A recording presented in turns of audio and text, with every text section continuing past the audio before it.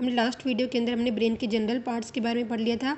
अब हम बात करेंगे इनके हर पार्ट्स के बारे में, फोर ब्रेन क्या होगा, मिड ब्रेन क्या होगा और हिंड ब्रेन क्या होगा। ठीक है, तो फोर ब्रेन को हमने क्या नाम दिया था, प्रोजेनसेफेलॉन। क्या कहा था हमने, प्रोजेनसेफेलॉन कहा था। ठीक है, और प्रोजेनसेफेलॉन, ठीक है, इसके 3 पार्ट्स बताए थे हमने, first, second and third. First part हमने क्या बताया था, ऑल्फैक्टरी लोब।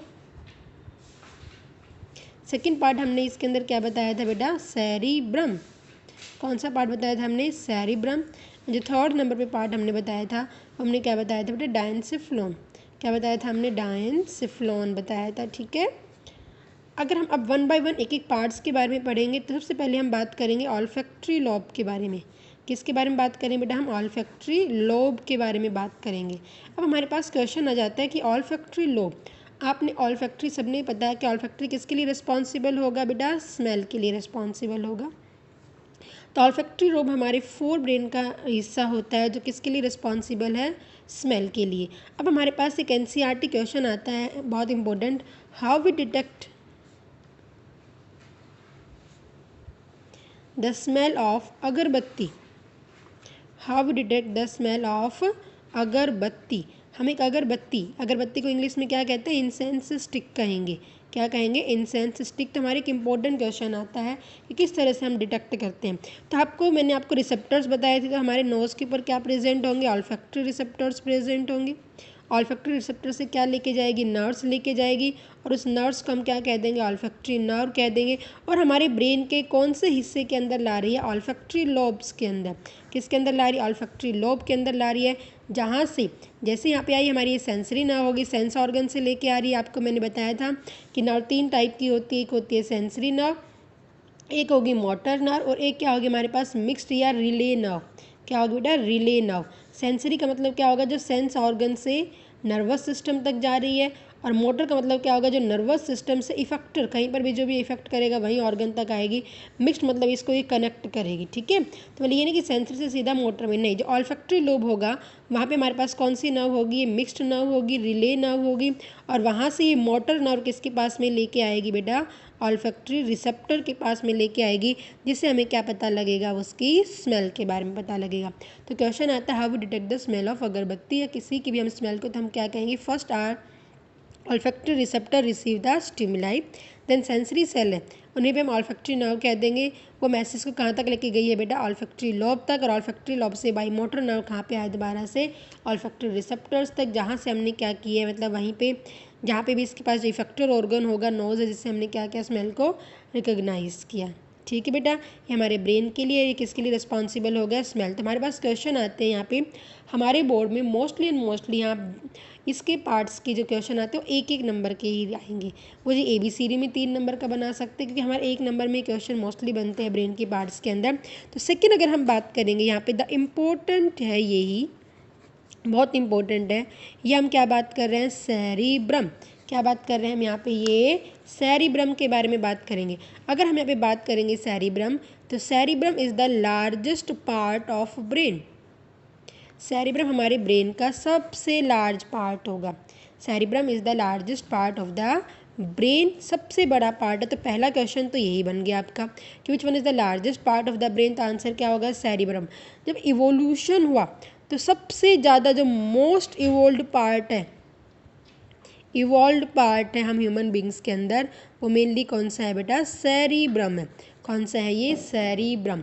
ठीक है, सेरिब्रम सबसे ज़्यादा इवॉल्व। देखो अब खुद ही देख लो, हम दूसरे एनिमल से किस तरह से डिफरेंट है, कि दूसरे एनिमल के अंदर थिंकिंग पावर है, उनके अंदर बोलने की कोई पावर है, उनके अंदर लैंग्वेज, मतलब कोई भी लैंग्वेज बोल सकते हैं, कोई वर्ड्स को पढ़ सकते हैं, इस तरह के आपके पास रीजनिंग है, आइडियाज़ है, क्रिएशन है। क्या वो दूसरे एनिमल कर सकते हैं, नहीं कर सकते हैं, हम कर सकते हैं, क्योंकि हमारे अंदर ये सेरिब्रम बहुत ज़्यादा डेवलप हुआ है।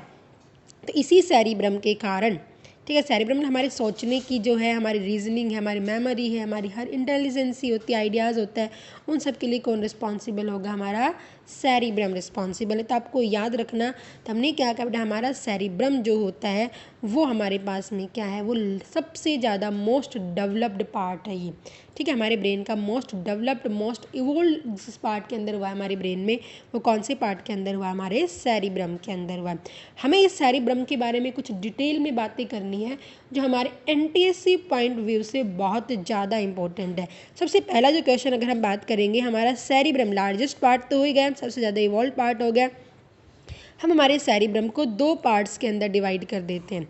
किसके अंदर डिवाइड करेंगे हम, दो पार्ट्स के अंदर, एक होगा राइट और एक होगा लेफ्ट सेरिब्रल हेमिस्फीयर। क्या कहेंगे बेटा, एक को हम कहते हैं, एक को हम कहेंगे लेफ्ट सेरिब्रल हेमिस्फीयर, एक को हम क्या कहेंगे लेफ्ट, और एक को हम क्या कहेंगे राइट सेरिब्रल हेमिस्फीयर। मतलब स्फेरिकल हो गया तो हेमी मतलब हाफ हो गया, तो left and right cerebral hemisphere हमने कहा है। और ये एक दूसरे से both are connected, lower side में कनेक्ट होंगे वो, और किससे कनेक्ट होंगे बेटा, बाय द कॉर्पस कॉलोसम। किससे कनेक्ट होते हैं बेटा, बाय द कॉर्पस कॉलोसम से कनेक्ट होंगे। ये याद रखना है आपको किस तरह से होंगे। देखो मैं आपको बुक्स में दिखाने की कोशिश कर रही हूँ, मेरे पास जो एक 11th क्लास की बुक है, यहीं पे आपको दिखाई देगा। जैसे कि ये हमारे पास में क्या हो गया बेटा, ये एक वो लेफ्ट हो गया और ये हमारे पास में क्या हो गया, राइट। इस तरह से हमारा ये क्या होगा, दो हिस्सों को, जैसे आपने अखरोट होता है बिल्कुल हमारे पास किस तरह का दिखाई देता है बेटा, ये अखरोट के जैसा दिखाई देता है। जैसे इसके अंदर तो हमारे पास में यहाँ पे नहीं है, ठीक है। अगर हम यहाँ पे बात करेंगे तो इसके अंदर से नहीं दिखाया हुआ, यहीं पे हमारे पास थोड़ा समझने की कोशिश करना, किसी के अंदर नहीं है। इस तरह से हमारे पास क्या होगा, ये दो हिस्सों के अंदर, राइट एंड लेफ्ट के अंदर। देखो अगर हम बात करें, फिर हमने जैसे कट किया इसको बीचों बीच, यहाँ से बीचों बीच में ऐसे हम इसको कट कर रहे हैं, तो यहाँ पर देखो ये दिखा रखा है इसके अंदर, ये जो चीज़ है हमारे एनसीईआरटी के अंदर भी दिखा रखा है, हालांकि इसका नाम नहीं लिख रखा। ये जो पार्ट हो गया, ये क्या हो गया, कॉर्पस कॉलोसम। तो यहाँ से हमारा ब्रेन क्या होगा, कनेक्ट है, ये और ये गैप होगा बीच में, ठीक। जैसे कि आपको बिल्कुल अखरोट होता है ना, वैसे इसे नीचे की तरफ से कनेक्ट होता है, तो सेम टू सेम हमारे यहाँ पे भी होगा। तो यहाँ नीचे से कनेक्ट है, जो किससे कनेक्ट होगा, कॉर्पस कॉलोसम से। तो आपका यहाँ पे क्वेश्चन आ सकता है, the left and the right cerebral hemisphere are connected by, तो आपका आंसर क्या हो जाएगा, कॉर्पस कॉलोसम। और कॉर्पस कॉलोसम कुछ नहीं है, कॉर्पस कॉलोसम क्या होंगे बेटा, फाइबर्स होंगे। क्या होंगे बेटा, फाइबर्स होंगे, जो इस दोनों ब्रेन के पार्ट्स को क्या करते हैं, कनेक्ट करके रखेंगे। इतना याद रखना। जैसे बिल्कुल ये नट होता है जो हमारे पास अखरोट होता है, बिल्कुल वैसा स्ट्रक्चर होता है। जैसे आपने अखरोट देखा है, तो अखरोट के अंदर देखो हमने यहाँ पे बताए थे, जैसे कि इसके अंदर हम बात करना चाहेंगे तो यहाँ पर क्या प्रेजेंट होते हैं बेटा, यहाँ पे प्रेजेंट होते हैं फोल्ड्स प्रेजेंट होंगे, एंड क्या प्रेजेंट होंगे, यहाँ पे ग्रूव्स प्रेजेंट होंगे। याद रखना, ये हमारा दूसरा इंपॉर्टेंट क्वेश्चन है। पहला हमने क्या कहा, अगर इसके हम इंटरनल डिटेल में बात करेंगे तो हमने क्या कहा, हमारे पास क्वेश्चन आए किससे कनेक्टेड, तो आपका आंसर क्या हो जाएगा, कॉर्पस कॉलोसम। फिर आपके पास आता है कि जो फोल्ड्स होंगे सेरिब्रल हेमिस्फीयर के, दो के अंदर हमने डिवाइड कर दिया हेमिस्फीयर में, और नीचे से किससे कनेक्ट होगा, कॉर्पस कॉलोसम। तो यहाँ फोल्ड्स बने होते हैं, बिल्कुल अखरोट जैसे बने होते हैं। फोल्ड्स समथिंग किस तरह से बने होंगे, देखो मैं आपको डायग्राम दिखा रही हूँ, यहाँ पे देखना बेटा, अखरोट में हमने देखा ना फोल्ड्स बने होंगे, तो ये हमने क्या नाम देते हैं, ये हम फोल्ड्स कहेंगे, ठीक है। इसके अंदर ढंग से क्या बिल्कुल फोल्ड्स होंगे, और बीच में फिर यहाँ पे क्या होता है, जैसे कि मैं आपको बना के दिखाती हूँ थोड़ा सा, से कि हमारे पास ये ब्रेन हो गया। जब हम सेरिब्रल के बारे में बात करेंगे तो ये हमारे पास क्या होगा, इस तरह से फोल्ड से बने होंगे बेटा, क्या होंगे, ये फोल्ड्स, ठीक है। और यहाँ पे फिर इससे इस तरह से क्या होंगे, ग्रूव्स बने होंगे जो इनको सेपरेट कर रहा है। तो एक हमने क्या कहा, ये ग्रूव्स, और ये हम क्या नाम दे देते हैं, फोल्ड्स नाम दे देंगे। क्या नाम दे देंगे बेटा, हम यहाँ पे इसको फोल्ड्स नाम दे देते हैं, ठीक है। जो फोल्ड्स होते हैं हमारे पास, यहाँ पे क्वेश्चन आता है, आपका जो क्वेश्चन आएगा, folds of cerebral hemisphere are known as, तो आपको याद रखना है, जो folds of cerebral hemisphere are known as gyri, क्या नाम दिया जाता है, उसे गायरी नाम दिया जाता है, ठीक है। और जो ग्रूव्स होंगे, क्या होंगे बेटा, जो ग्रूव्स होंगे उन्हें हम क्या नाम देंगे, सल्काई नाम देंगे। क्या नाम देंगे, सल्काई। तो गायरी की जगह आपको गायरस वर्ड भी लिखा मिल सकता है, और सल्काई की जगह आपको क्या लिखा मिल सकता है, सल्कस वर्ड भी लिखा मिल सकता है। गायरस तो क्या हो गया, सिंगुलर हो गया, सल्कस भी क्या हो गया, सिंगुलर, और ये वर्ड कौन सा हो गया है, प्लूरल वर्ड हो गया है। कौन सा हो गया, प्लूरल। तो बहुत इंपॉर्टेंट क्वेश्चन आता है कि folds of the cerebral hemisphere is known as the, आपका आंसर क्या हो जाएगा, गायरी हो जाएगा। क्या हो जाएगा आपका आंसर? गायरी। और ग्रूव्स को हम क्या नाम दे देंगे? सल्कस नाम दे देंगे। क्या नाम दे देंगे? ग्रूव्स को हम सल्कस नाम दे देंगे। ठीक है बेटा, इसके ऊपर बहुत ध्यान देना, ये बहुत इंपॉर्टेंट है। अब सेकंड वन अगर हम बात करेंगे, जो हमारे सेरिब्रल हेमिस्फीयर जो होता है, जैसे हमने यहीं पे हमारे पास, जैसे हमने इसको इस तरह से कट कर दिया, ये हमारे पास कॉर्पस कॉलोसम हो गया, तो यहीं पर हमारे पास ये दो हिस्से दिखाई देंगे। आउटर हिस्सा तो हमने क्या कहा था? कॉर्टेक्स। और अंदर वाला हिस्सा हमने क्या कहा था? मेडुला। क्या कहा था? मेडुला। तो यहीं पर उस कॉर्टेक्स को हम क्या नाम दे रहे थे? ग्रे मैटर नाम दे रहे थे। ठीक है, और यहाँ पे हमने उसे क्या नाम दिया था? वाइट मैटर नाम दिया था। तो एक्चुअल में जो हमारे ब्रेन के अंदर हमने जो दो पार्ट्स बताए थे अलग अलग तरह की, grey matter and the white matter, वो हमारे सेरिब्रल हेमिस्फीयर के अंदर होंगे, जिसका आउटर रीजन तो कॉर्टेक्स कहलाया जाएगा, अंदर रीजन क्या कहलाया जाएगा? मेडुला। कॉर्टेक्स को हम क्या कह रहे हैं? Grey matter. और मेडुला को हम क्या नाम दे रहे हैं? वाइट मैटर नाम दे रहे हैं। ठीक है, आगे मेरी बात समझ में यहाँ तक क्लियर है। अब हम बात करेंगे कि हमारे इसके अंदर सेरिब्रम में कौन कौन से क्या क्या काम करेंगे। तो जो हमारा सेरिब्रम होता है वो 4 पार्ट्स के अंदर 4 लोब्स बने हुए हैं उसके अंदर। क्या बने हुए इसके अंदर? 4 लोब्स। अगर हम पहला लोब बताएंगे तो पहला लोब हम क्या कहेंगे? Frontal lobe. आगे वाला लोब इसमें भी मैं डायग्राम में बताऊंगी भी आपको। सेकंड अगर हम बात करेंगे तो क्या कहेंगे हम? Temporal lobe. टेम्पोरल लोब कहेंगे। थर्ड वन अगर हम बात करेंगे तो हम क्या कहेंगे? Occipital lobe. क्या कहेंगे हम? ऑसिपिटल लोब कहेंगे। एंड ठीक है, frontal lobe, temporal lobe, occipital lobe, और आखिरी जो लोब होगा वो क्या कहलाया जाएगा? पैराइटल लोब कहलाया जाएगा। क्या कहलाया जाएगा? पैराइटल। देखो, फ्रंटल का मतलब होता है आगे वाले, सामने वाले, फ्रंट। टेम्पोरल मतलब कान के ऊपर, जैसे आपको कहते हैं कानपट्टी पे नहीं मारना चाहिए इधर कान के ऊपर, क्योंकि यहीं पे हमारे पास टेम्पोरल लोब है। तो टेम्पोरल किसके लिए हो जाएगा? हियरिंग के लिए, सुनने के लिए। अभी देखना आप ही मुझे बताना, मैं आपसे क्वेश्चन पूछूंगी, ध्यान से देना। टेम्पोरल किसके लिए हो जाता है? सुनने के लिए रिस्पॉन्सिबल है। हियरिंग है, जब हमें साउंड सुनाई दे रही है उसके लिए कौन रिस्पॉन्सिबल हो गया? टेम्पोरल। ओसिपिटल होता है हमारे पास देखने के लिए, विजन के लिए, साइट के लिए।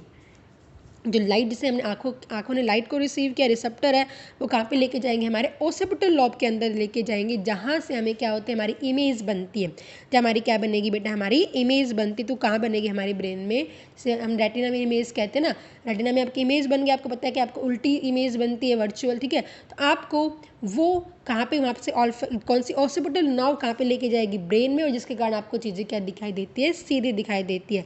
तो ये किसके लिए रिस्पॉन्सिबल है? विजन और साइट के लिए, देखने के लिए रिस्पॉन्सिबल है।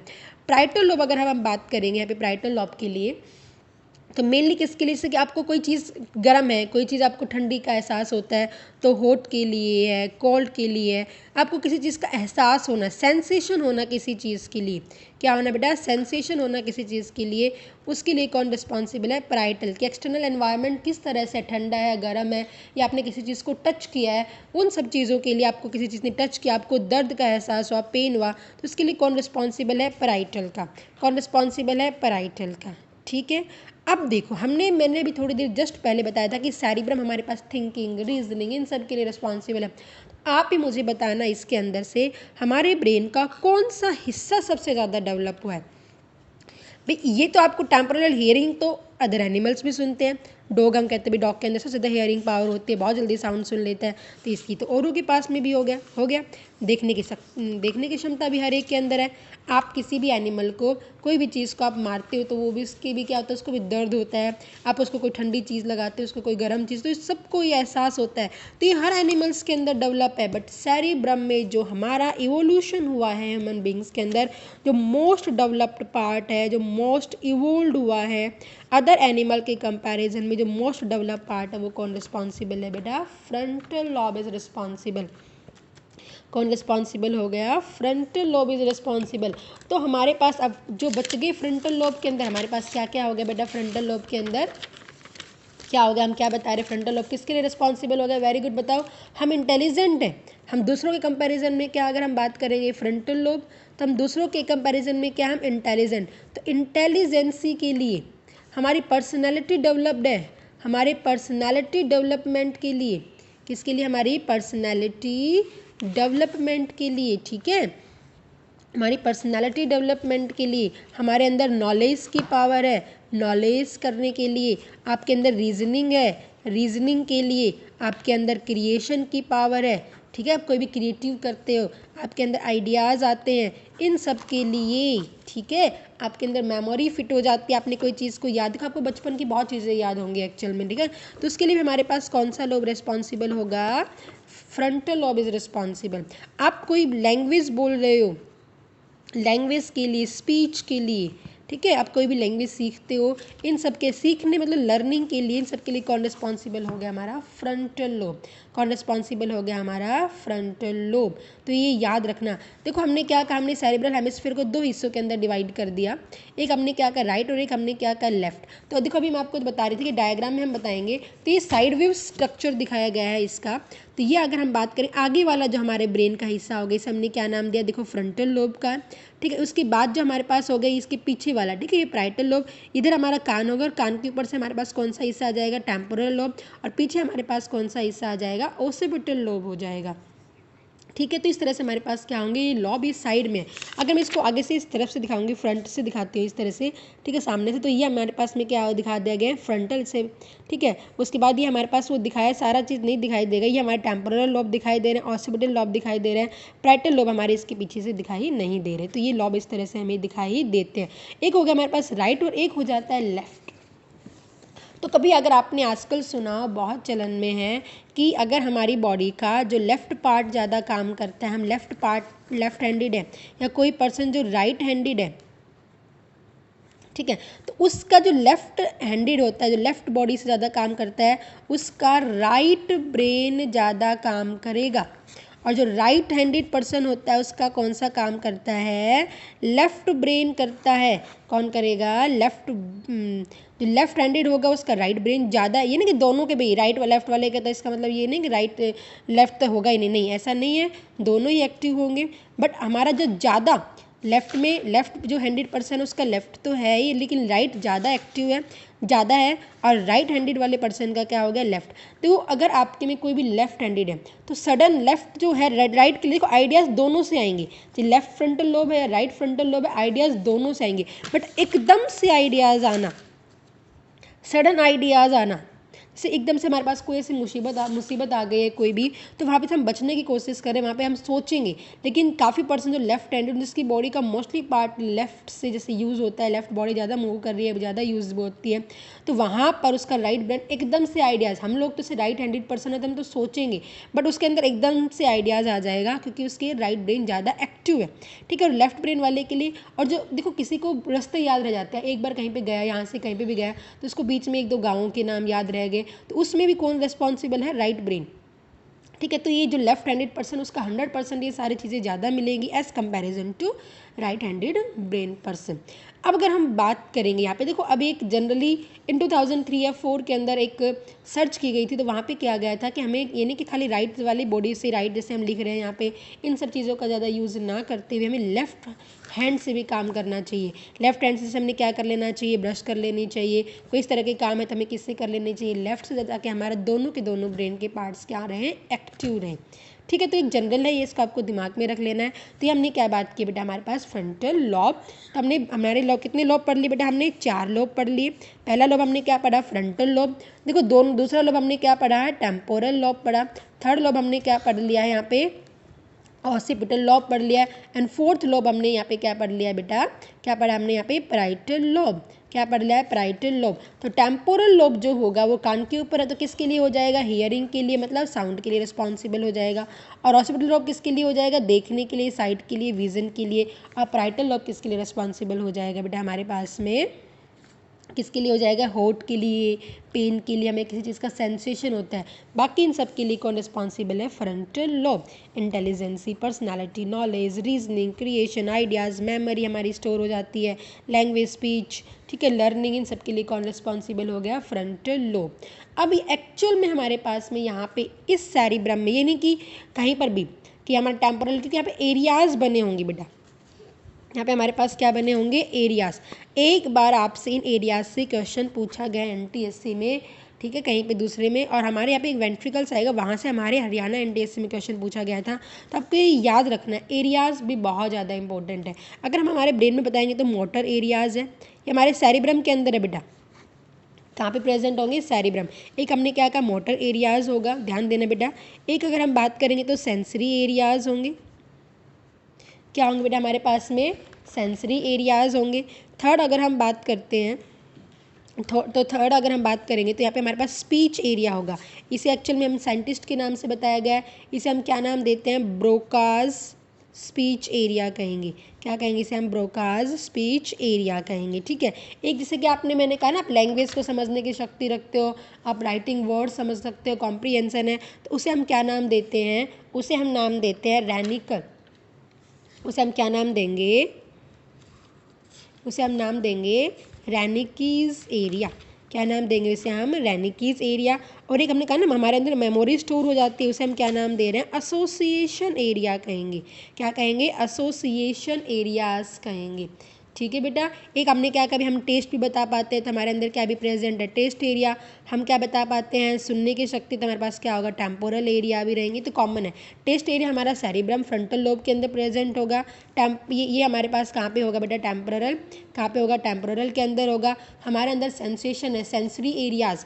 ठीक है, सेंसरी एरिया जिसके हम सेंसेशन के लिए, सेंसेशन मतलब हमारे पास पेन हो रहा है, हमारे पास होठ का, कोल्ड का बता सकते हैं, उसे हम क्या कहेंगे, सेंसरी एरियाज। तो ये कौन से हिस्से में हो जाएगा, प्राइटल एरियाज के अंदर। मोटर एरिया जो हमारी वॉलंट्री, मोस्टली वॉलंट्रीज काम होती है।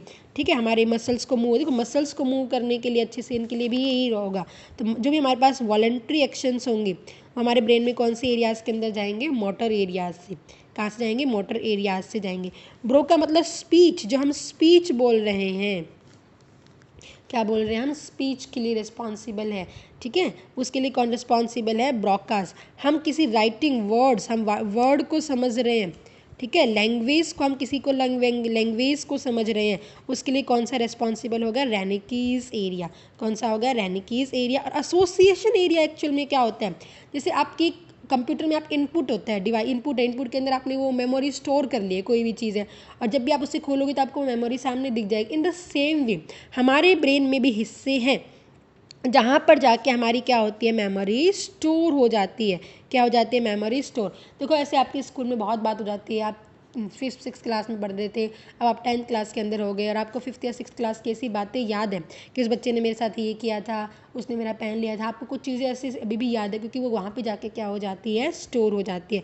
तो हमारे ब्रेन के अंदर ये मेनली सारे किसके अंदर होंगे बेटा, सेरिब्रम के डिफरेंट पार्ट्स के अंदर होंगे। तो आपका यहाँ पे इंपॉर्टेंट क्वेश्चन आता है, ब्रोकास एरिया या रैनिकीज एरिया के बारे में पूछते हैं।